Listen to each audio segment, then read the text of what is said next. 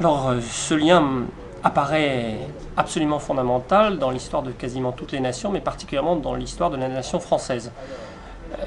En premier lieu parce que la France est une nation fondamentalement marquée par l'idée d'unité. Unité territoriale, unité dynastique, unité géographique, unité historique, unité culturelle et spirituelle. Et les hommes qui ont contribué à maintenir et à manifester cette unité, essentiellement, étaient des chefs et des chefs militaires. Il n'est pas besoin de remonter jusqu'à Clovis pour s'en convaincre, mais toute l'histoire de France en est pétrie, de Jeanne d'Arc à Napoléon, en passant par Bayard, Louis XIV, Turenne et tant d'autres grands généraux ou simples combattants. Ce qui est certain, c'est que cette notion, sous les coups de la modernité, a perdu de son évidence. Et on voit dès la fin du XIXe siècle, au tournant du XXe siècle, un auteur comme Ferdinand Brunetière, le plus grand critique littéraire de l'histoire de France, l'homme qui a fait passer en quelque sorte l'idée d'évolution des genres de la biologie à la critique littéraire, s'inquiétait avec force et angoisse même de cette remise en question fondamentale du lien entre la nation et l'armée. À l'époque où il prononce l'une des 7 conférences que j'ai eu le bonheur de rééditer dans le cadre de cet ouvrage Discours de combat, donc publié aux éditions de l'Infini, dans le cadre de cette conférence prononcée le 26 avril 1899, Brunetière s'étonne très fortement des mises en cause de plus en plus fortes et chroniques qu'opèrent un certain nombre d'intellectuels par rapport à la nation et à l'armée, ou plutôt au lien entre la nation et l'armée. Il est le tenant pour sa part d'une conception fondamentalement démocratique de l'armée, une conception qui va avoir pour conséquence de mettre en avant le caractère absolument méritocratique et en même temps égalitaire de l'armée, qui joue de ce point de vue le rôle de grande niveleuse. Non pas du tout qu'elle fonctionne comme une sorte de vaste faucheuse, comme celle que l'on a vu mise en œuvre dans le cadre des démocraties de masse, des démocraties populaires, des régimes communistes ou nationaux-socialistes, mais au contraire parce qu'elle est une armée qui sait reconnaître les valeurs de chacun et en même temps, dans son recrutement, ne faire exception de personne. La conception qu'il a de l'armée, c'est une armée qui soit capable précisément de rassembler dans un même creuset des hommes venus de tous horizons, de toutes conditions, sans exception aucune. Il ne s'agit en aucun cas de reconstituer une armée de la masse qui serait réservée aux plus pauvres et dont pourraient aisément s'exempter les fils de riches, comme c'était le cas sous Louis-Philippe ou sous Napoléon III. Et c'est la raison pour laquelle il est, de manière peut-être un petit peu idéaliste, le partisan d'une armée fondamentalement nationale et en même temps fondamentalement démocratique en cette fin du XIXe siècle, à une époque même où les socialistes d'une part l'attaquent bille en tête et où d'autre part un certain nombre de grands patrons ou de censitaires, de partisans de la conception censitaire de la nation, eh bien, se dégagent de l'obligation militaire.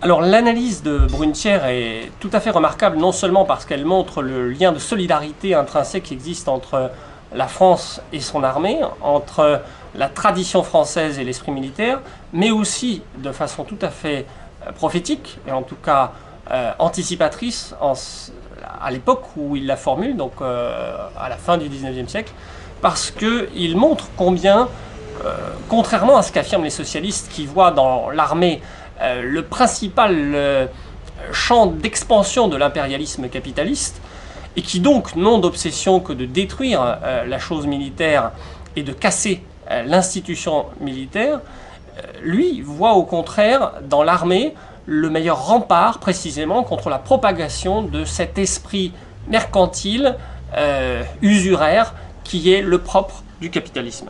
Je vous lis quelques passages qui montrent son argumentaire à ce niveau-là. Nous voulons enfin, il nous faut une armée pour que dans une société comme la nôtre, il y ait quelque chose au moins qui contrebalance le pouvoir de l'argent. C'est ici que je fais appel aux socialistes avec la sympathie d'un homme qui est d'ailleurs assez éloigné de partager toutes leurs idées, mais qui a, du moins ceci en commun avec eux, de ne vivre que de son travail. Suis-je, en tant qu'intellectuel, une classe dirigeante?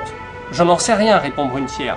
Mais ce que je sais bien, c'est que j'ai, sinon la haine, du moins la défiance instinctive et invincible de la plutocratie. Et je dis à ceux de nos socialistes qui s'exaltent, pour ainsi parler, dans la défiance de l'institution militaire, je leur fais observer que le terme nécessaire, inévitable et dernier de cette politique économique, financière, industrielle, commerciale vers laquelle on les pousse, donc les socialistes, c'est justement la plutocratie. Vous voyez cette articulation fondamentale entre capitalisme, plutocratie et fausse résistance que pourrait manifester le socialisme. Vous accusez l'armée, comme on dit dans vos congrès, d'être l'instrument du capitalisme. Et non seulement elle ne l'est point, mais c'est elle qui, en limite, au contraire, les excède.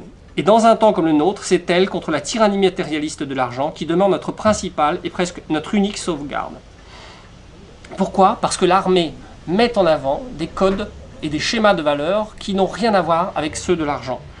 La logique du capitalisme, la logique usuraire, nous dit tout ce qui compte, c'est de t'enrichir. Voilà le vrai but de ton activité, le grand objet de ta vie.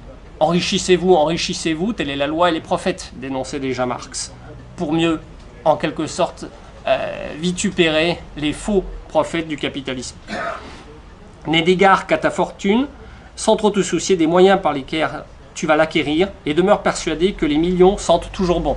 Voilà, en quelque sorte, la maxime du capitalisme. Eh bien, ce que montre Brunetière, c'est précisément que l'armée met en avant des valeurs d'obéissance, des valeurs de dévouement, des valeurs d'honneur, des valeurs de respect, qui justement sont aux antipodes même de la logique utilitariste, de la logique égotiste, qui fait le fondement même du capitalisme.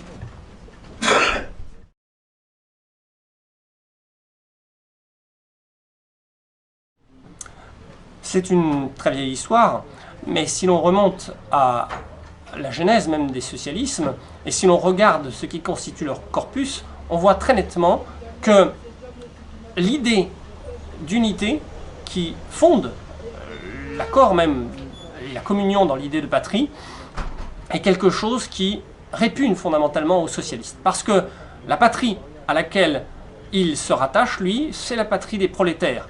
Et que la guerre qu'il voit se dessiner, ce n'est pas une guerre entre ceux qui sont les membres d'une patrie et ceux qui en sont les ennemis, mais c'est une guerre qui opposerait par nature ceux qui sont les possédants et ceux qui sont dépourvus de toute propriété, ceux qui n'ont d'autres moyens pour subsister que de vendre leur force de production. La patrie du socialiste, c'est précisément ce qui fonde son internationalisme, eh bien c'est la commune souffrance des prolétaires. On voit à partir de ce moment-là pourquoi les socialistes, tout au long du XIXe siècle, n'ont pu adhérer à l'idée même de militarisme, ou même plus simplement valider le principe d'une armée nationale. Ce sera en quelque sorte la grande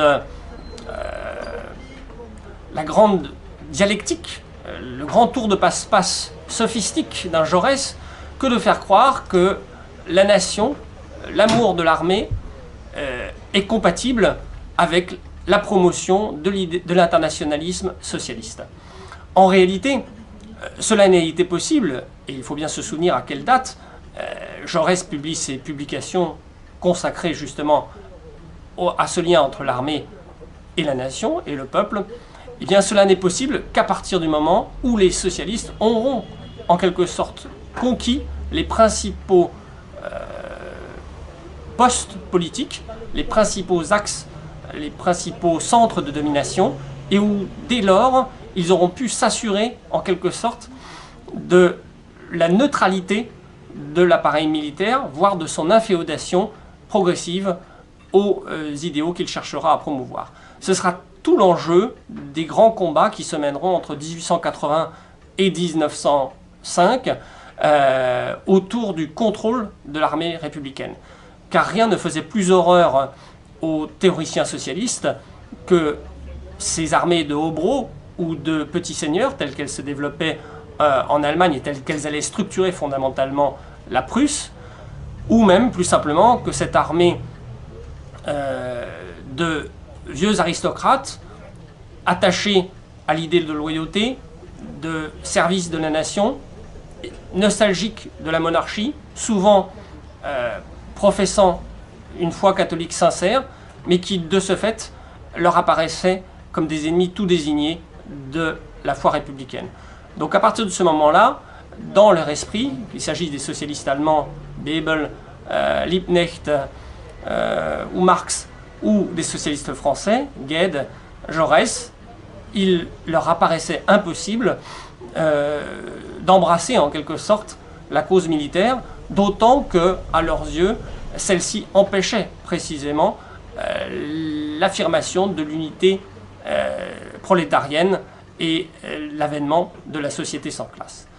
Les choses vont effectivement radicalement changer à partir du moment où, via le jeu parlementaire, les socialistes réussiront à mettre le pied dans la machine républicaine et du coup à s'assurer le contrôle en quelque sorte d'une partie de l'état-major de l'armée. Mais ceci, dans presque tous les pays où le socialisme se sera imposé, ne se sera jamais fait sans la mise en œuvre d'un certain nombre de purges ou, de façon beaucoup plus hypocrite pour la France, l'établissement de fiches qui permettront d'envoyer en première ligne au front dès 1914 un certain nombre de généraux ou de soldats qui seront connus pour leur loyauté à l'idée monarchique ou leur fidélité au catholicisme. Donc on voit bien comment, fondamentalement, il existe une ambiguïté historique dans le rapport qu'entretiennent les socialistes par rapport à l'idée d'armée, tantôt vu comme un affreux démon qu'il faut exorciser et qui empêche précisément, qui est le bras armé en quelque sorte du capitalisme, et tantôt au contraire comme le protecteur absolu derrière lequel les intellectuels souvent démunis que sont les penseurs socialistes se réfugient dès que la nation est en danger. C'est en fait ce que l'on verra de manière extrêmement claire se manifester aussi bien dès 1914 avec la ruine en quelque sorte de l'idéal jaurésien d'union des travailleurs et le ralliement aussi bien des socialistes allemands que des socialistes français à la cause nationale via le vote des crédits de guerre, que plus récemment, lorsque on a pu voir l'effet de torpeur créé par les attentats de Paris du 7 janvier 2015 et ce ralliement soudain de gens qui étaient théoriquement de tradition antimilitariste, voire ou en tout cas pacifistes, voire antimilitaristes, et qui soudain se sont déclarés épris d'amour, ou en tout cas les plus résolus défenseurs d'une police et d'une armée dont on ne connaissait pas si fidèle soutien jusqu'alors.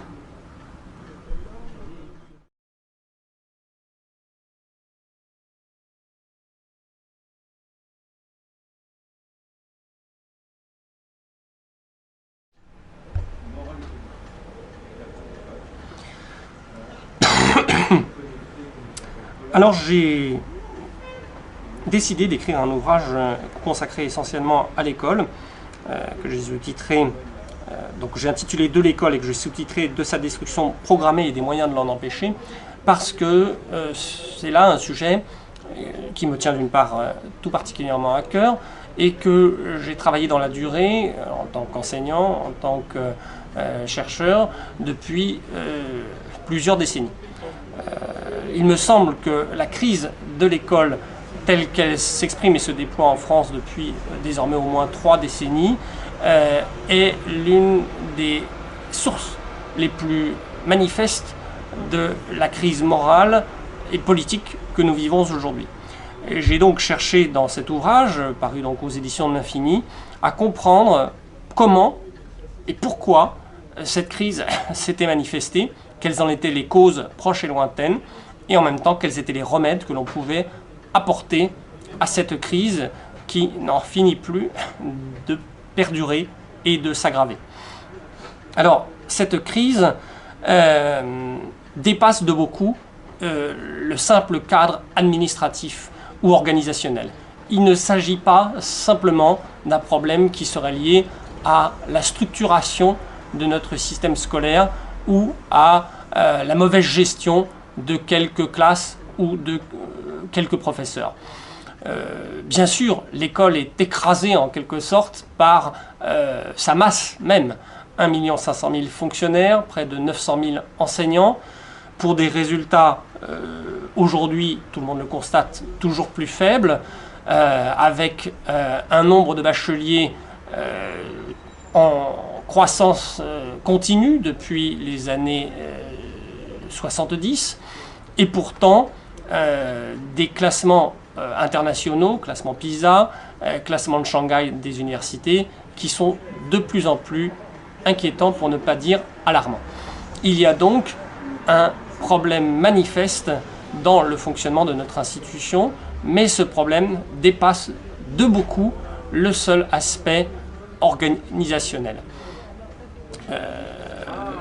L'erreur et la faute des syndicats en matière scolaire a été précisément de systématiquement nier les dimensions spirituelles, morales, culturelles ou anthropologiques de cette crise pour ne se rattacher qu'à des causes matérielles ou financières. Non, la crise de l'école n'est pas qu'une question de moyens, elle n'est pas qu'une question de sous, elle n'est pas qu'une question d'effectifs ou de création d'établissements. On pourra créer autant d'établissements qu'on voudra en banlieue, on pourra faire autant de classes spécialisées pour les enfants à problème, on pourra chercher dans des viviers nouveaux autant d'enseignants qu'on formera avec les dernières techniques pédagogistes. On ne résoudra pas le problème scolaire précisément parce que ce qui se cache derrière cette crise de l'école, c'est bien plus qu'un problème d'organisation et que c'est un problème avant tout de conception du rapport entre les générations, de conception du rapport à la transmission. Or, c'est cela qui est fondamentalement en jeu dans notre société ouverte à tous les vents, mondialisée et soumise au déferlement des nouvelles technologies.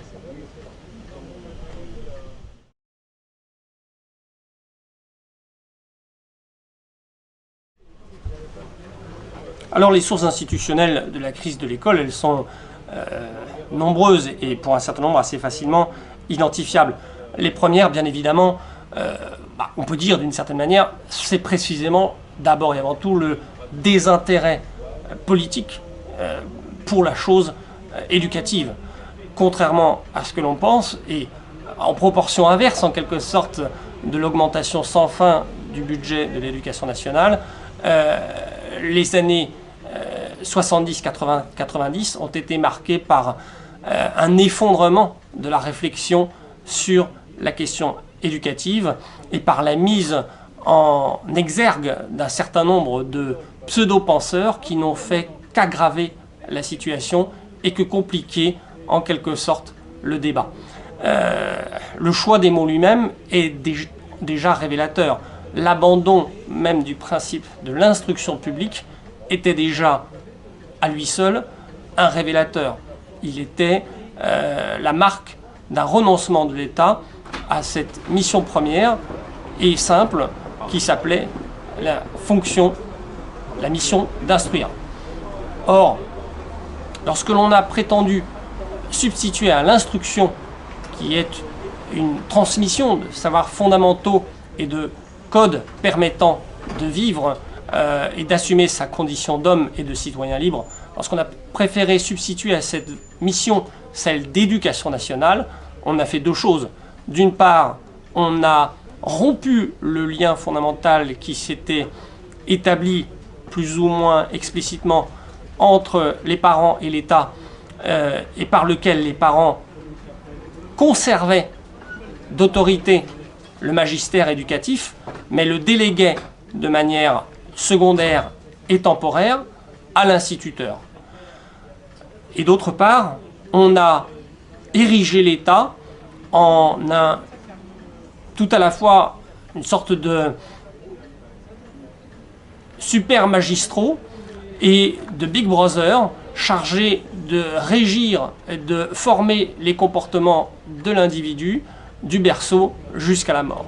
Il y a eu là un saut qualitatif qui n'est pas loin de rapprocher le fonctionnement actuel des tentations totalitaires.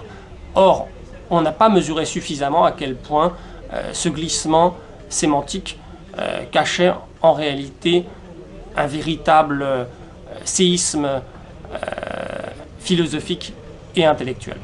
Donc il y a véritablement eu d'abord un renoncement politique majeur qui s'est ressenti très fortement dans l'institution elle-même, au sein du corps enseignant lui-même.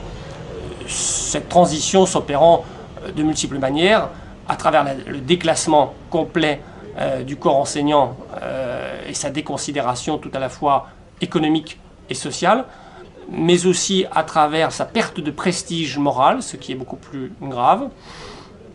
Ensuite, à travers l'absence de défense du corps enseignant par la hiérarchie administrative dans un certain nombre de cas emblématiques.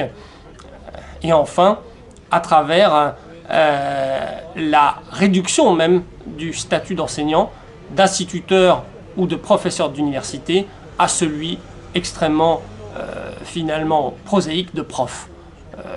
La réforme des IUFM de 1989, vous le savez, a supprimé le titre d'instituteur, qui était éminemment noble et qui renvoyait à l'idée d'institution, pour, par égalitarisme démagogique, lui substituer celui de professeur des écoles, notion qui désormais qualifie tout aussi bien l'enseignement qui enseigne en maternelle qu'en primaire, ou bien, lorsqu'il est capétien ou agrégé, l'enseignant du secondaire, professeur du second degré. Ce vocable étant unifié à travers cet acronyme prof qui, en quelque sorte, marque l'incapacité même de l'enseignant à assumer sa fonction précisément de transmission. Or, il y a là quelque chose qui est absolument décisif pour comprendre ce qui s'est joué à bas bruit, mais de manière extrêmement efficace depuis maintenant 40 ans.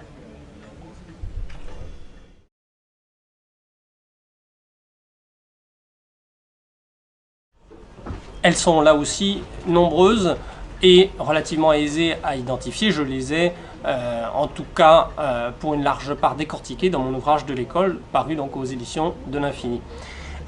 L'une des principales sources, c'est bien évidemment l'irruption et l'explosion inimaginable des mass médias dans la société de consommation à partir des années 1960-1970. Songez qu'aujourd'hui, un enfant américain regarde plus de 6 heures par jour la télévision. Donc en termes d'engrammation cérébrale, en termes de formatage, la télévision occupe par semaine ou par année un volume supérieur à celui qu'occupe l'enseignement officiel sur les bancs de l'école. Donc ce seul élément est déjà un révélateur.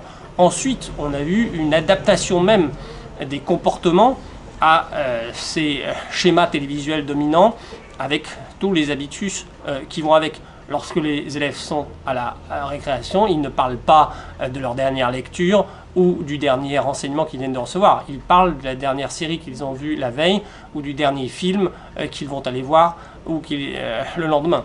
Donc on voit bien que l'irruption massive des mass médias, leur présence de plus en plus massive dans les foyers et dans les consciences est un des éléments clés qui a permis en quelque sorte à de nouveaux maîtres de prendre le pouvoir sur les anciens et en quelque sorte de se substituer aux éducateurs légitimes. Alors ce phénomène est allé de pair avec le développement de tout un ensemble de mécanismes de conditionnement pavlovien qui précisément ont eu pour but de transformer le petit homme en un futur consommateur docile et passif. Donc le matraquage publicitaire, le conditionnement télévisuel, la multiplication des séries abétissantes, de Dallas à Dynasty, en passant par Vive la vie, aux jeux les plus débilifiants, ou pire encore, aux émissions de télé-réalité dont sont gavés aujourd'hui les enfants de 5 ans à 18 ans. Tout cela a été dans le sens de la promotion d'une humanité décérébrée, sans repères et surtout sans racines intellectuelles et culturelles. Donc là, il y a eu un immense facteur de déstabilisation qui joue pour une très large part dans l'effondrement des systèmes scolaires en Europe et en Amérique du Nord. Alors bien sûr, il y a quelques exceptions, puisqu'il y a un certain nombre d'individus ou de communautés qui ont refusé d'être les victimes de ce type de dispositif et qui ont donc créé leur propre système de transmission.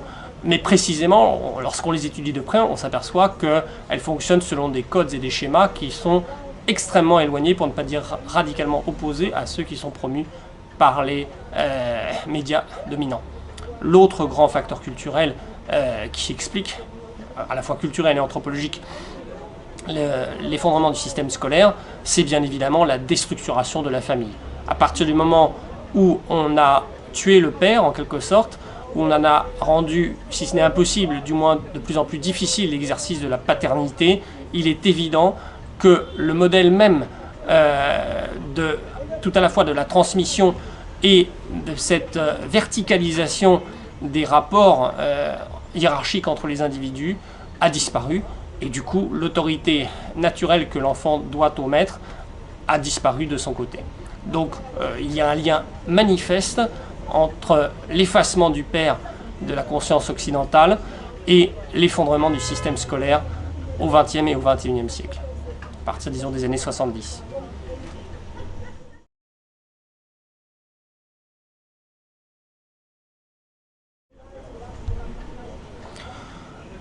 Les causes spirituelles de la crise de l'école sont plus difficiles à discerner. Elles demandent une haute compétence en matière historique et théologique, mais on peut les rattacher à ces causes culturelles et anthropologiques que j'évoquais précédemment. La première, c'est bien évidemment quelque part la mort du père. Or, la mort du père renvoie à la mort de Dieu. À partir du moment où on évacue Dieu de la société, on ne peut plus forger de l'homme qu'une paternité émasculée, une paternité mutilée. Or, la mort de Dieu, dans les consciences et dans les sociétés, dans les doctrines qui dominent l'Occident depuis maintenant 150 ans, a eu pour effet direct et lointain de tuer l'image même du père en l'homme. D'où cette difficulté de plus en plus grande pour un certain nombre d'hommes à s'assumer comme père et à assumer leurs enfants pleinement comme tels. C'est quelque chose que le pape François a remis en avant avec beaucoup de force ces derniers temps lorsqu'il a dit que le rôle d'un catholique n'était pas de se reproduire comme un lapin, mais au contraire d'assumer une paternité responsable. C'est encore ce que disait d'une autre manière Charles Péguy au début du XXe siècle lorsqu'il disait « Le père de famille, voilà le grand aventurier du XXe siècle ». Il y a là quelque chose qui me semble fondamental pour comprendre la crise contemporaine que vit l'école. Et corrélative de cette mort de Dieu qui a entraîné la mort du père, il y a bien évidemment la mort du frère, donc l'effondrement de l'idée même de fraternité. On ne peut être frère dans une même classe, a fortiori au sein d'une même nation, d'une même corporation, que si l'on se sait issu d'une même origine ou participant d'un même principe. Et à partir du moment où on détruit ces principes fondateurs, où on dit qu'ils ne sont que de vaines chimères, ou pire, qu'ils n'ont jamais existé, et que la seule chose qui puisse nous réunir, c'est la volonté de vivre ensemble, alors effectivement, toutes les fraternités que l'on cherchera à bâtir ne seront que des fraternités de pacotille.